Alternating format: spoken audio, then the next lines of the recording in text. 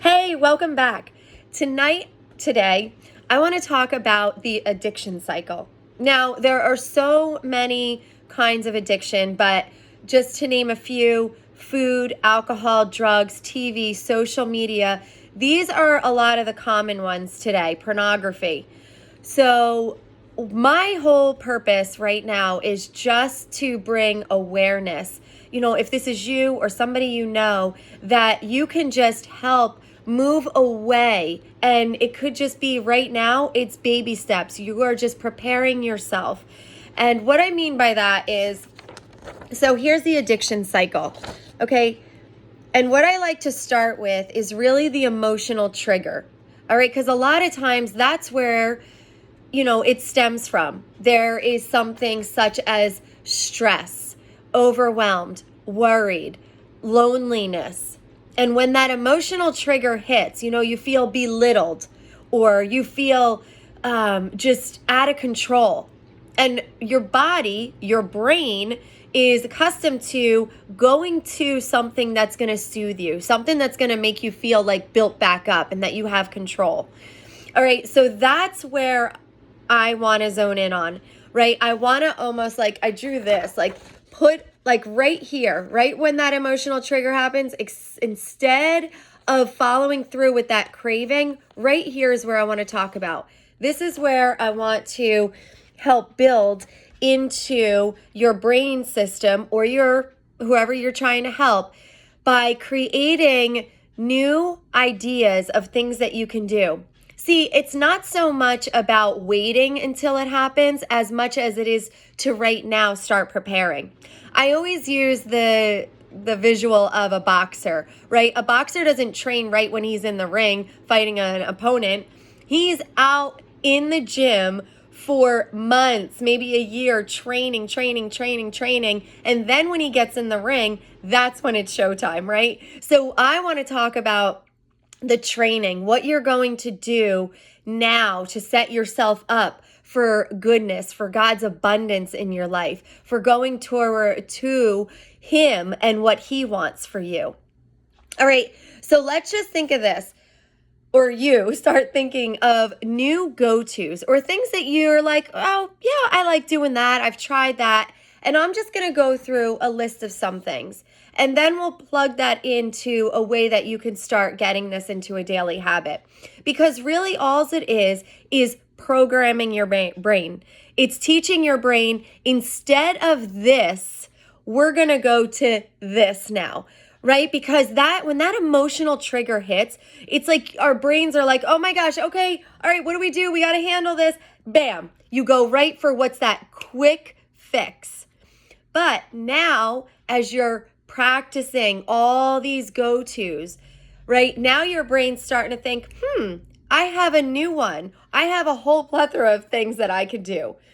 So the thing that you have to know too, if you don't already, is it's about the dopamines, right? So when you use a substance or when you're scrolling on social media, you are getting high doses of dopamines. And that's what keeps us going back. That's what happens. That's what the addiction's all about. Our brains are like, I want more of that. I want more of that.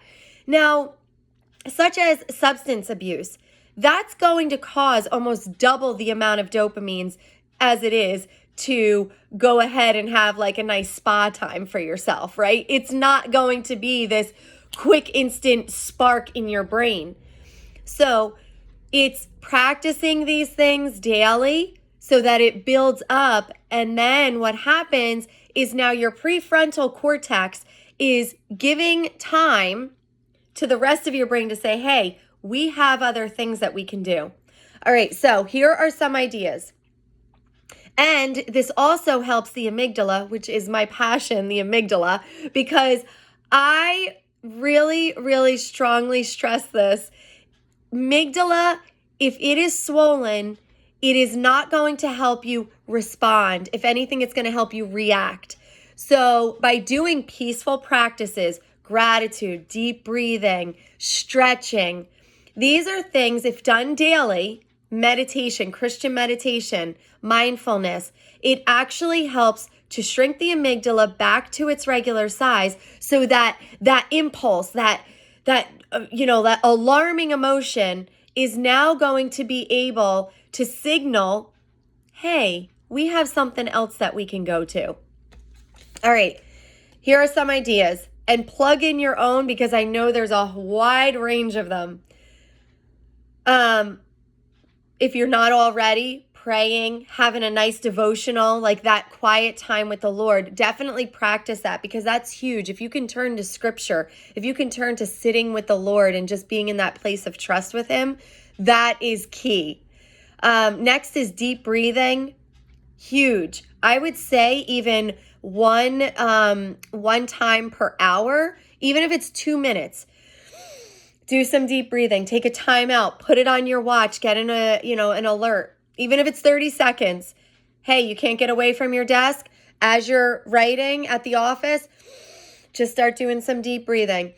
Going to the ladies' room, the men's room, and, just say you need a timeout or you have to go to the bathroom, but really you're taking a timeout.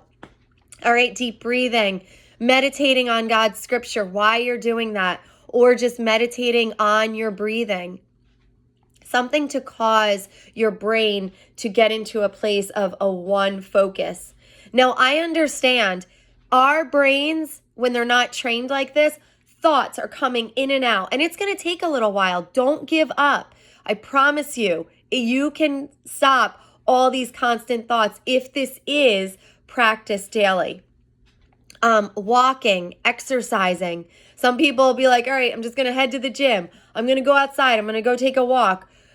Spa time. Have some nice spa time for yourself. Say, you know what? I just need to go and take a break. I'm going to go have a bath.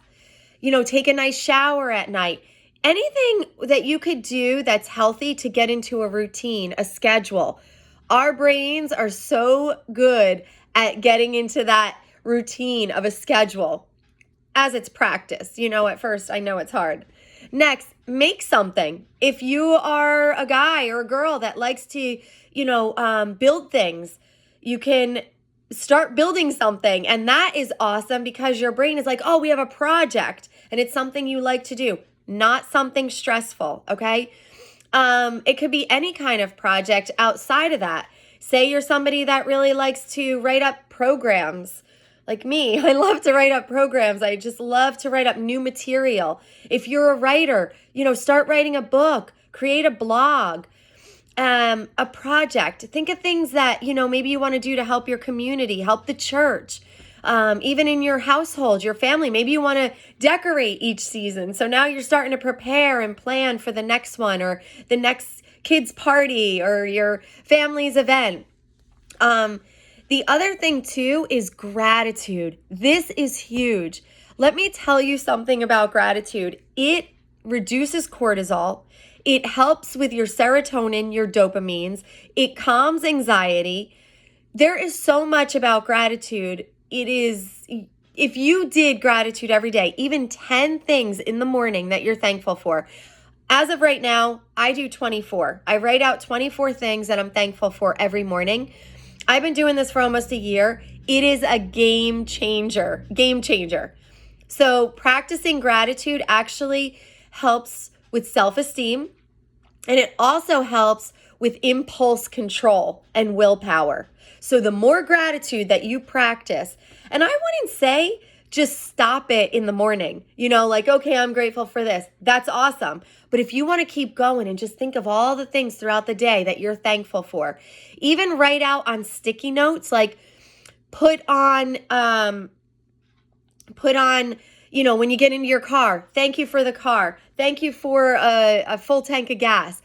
Anything that you could think of that you are just thankful for, write it on a sticky, put it in places for you to see. All right. But at night, I also do gratitude. I think of 6 things that I did well that day. In the morning, it's all for the Lord. At night, I do that because I don't want to sit there and beat myself up. And then, think of all the things that I did wrong during the day. But instead, I practice now. I find the things that I did well throughout the day. So I'm building myself up, and it encourages me for the next day and for my sleep. But please, listen to this verse if you haven't heard it already. We enter his gates with thanksgiving and his courts with praise.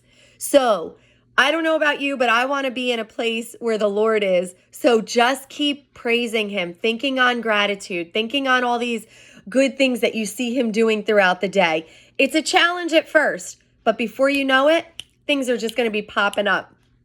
All right. And one other thing that I thought of, and I'm sure you have your own list, horseback riding. I just threw that out there because I remember one of the girls saying that she loves horseback riding. Learn something new. Learn how to play a new instrument. It is a challenge to do something new, but if you have something that you can go to and practice, this helps because it's like a box of tools. So your brain is thinking, wait, I don't have just this one thing. I have a box full of things. But it's not doing it when the trigger happens. Of course, yes, do that. But it's practicing prior to that. So start now. Start getting in to this place of self-care with doing things that are good for you, that you love to do. Delight in this life that the Lord gave you. I know addiction is not easy to get out of. By no means am I making this simple. I am just giving you tools that I have seen work, okay? I have seen work, but the work that you put into it has to be key, all right? It can't just be, well, I'm going to dabble in it. No, addiction is a really, really tough thing, so you have to put a lot of work into it. All right, get into the calming activities. They are so powerful for your brain. I love to use essential oils. And then this, if you put it right here on your neck, I do some just working out any muscles throughout the day. This is especially for the vagus nerve. This is so awesome for turning on that calming effect. All right, I love lavender. That's a great stress reliever. Have some things that you do just to help you deal with that stress, okay? So that stress cycle, that addiction cycle is now turning into the goodness cycle. Talk to you soon.